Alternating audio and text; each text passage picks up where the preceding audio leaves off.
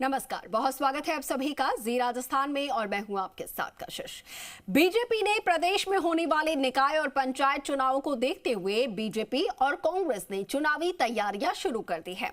अब बीजेपी ने संभागीय चुनाव संचालन समिति में फेरबदल करके नए सिरे से नेताओं को कमान सौंपी है और साथ ही बीजेपी ने निकाय चुनाव घोषणा पत्र समिति का भी गठन कर दिया है। प्रदेश में होने वाले निकाय और पंचायत चुनावों को देखते हुए बीजेपी पूरी तरीके से एक्टिव हो चुकी है, तो दूसरी तरफ कांग्रेस भी तैयारियों में पीछे नहीं दिखाई दे रहे। कांग्रेस भी जिला और ब्लॉक लेवल पर पार्टी और संगठन को मजबूत करने में जुटी हुई है।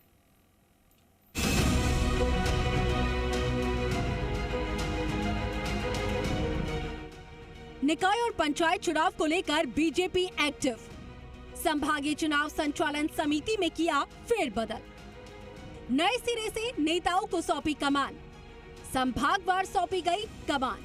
राजनीतिक गलियारों में अक्सर कहा जाता है कि बीजेपी पूरे साल ही चुनावी तैयारियों के मोड में रहती है और जिस तरीके से बीजेपी स्थानीय निकाय और पंचायत चुनावों को लेकर गंभीर नजर आ रही है, उसे देखकर इस अवधारणा को पूरा बल मिलता है।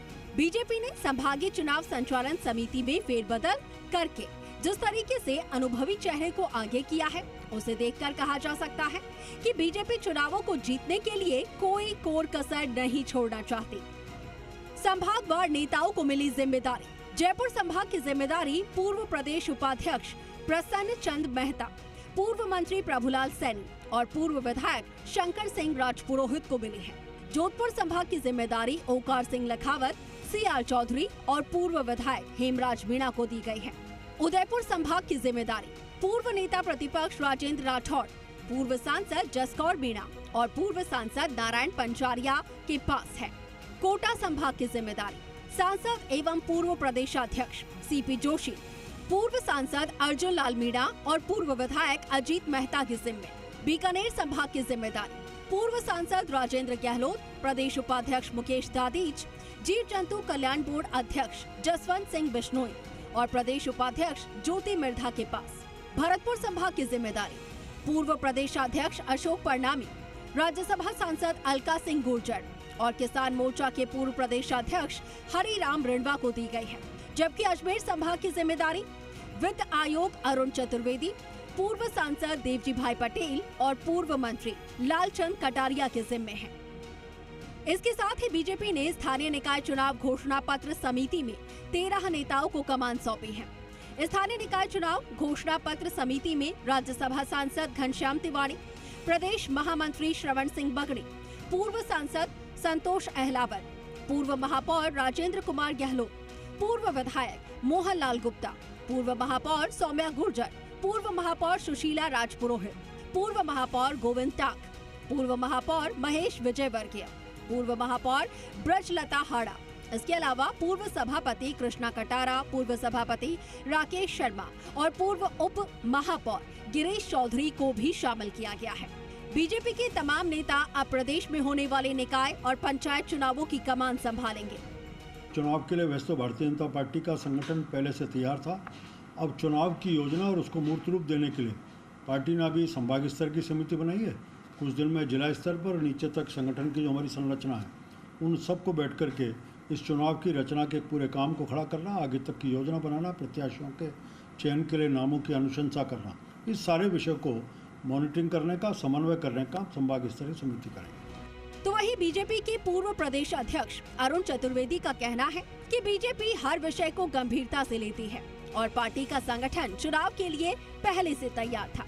उन्होंने कहा कि संभागीय स्तर की समिति के गठन के बाद अब जिला स्तर की समितियों का भी गठन किया जाएगा और इसी क्रम में सीकर जिले की खंडेला विधानसभा क्षेत्र में खंडेला ब्लॉक और रिंगस ब्लॉक की संयुक्त बैठक आयोजित हुई।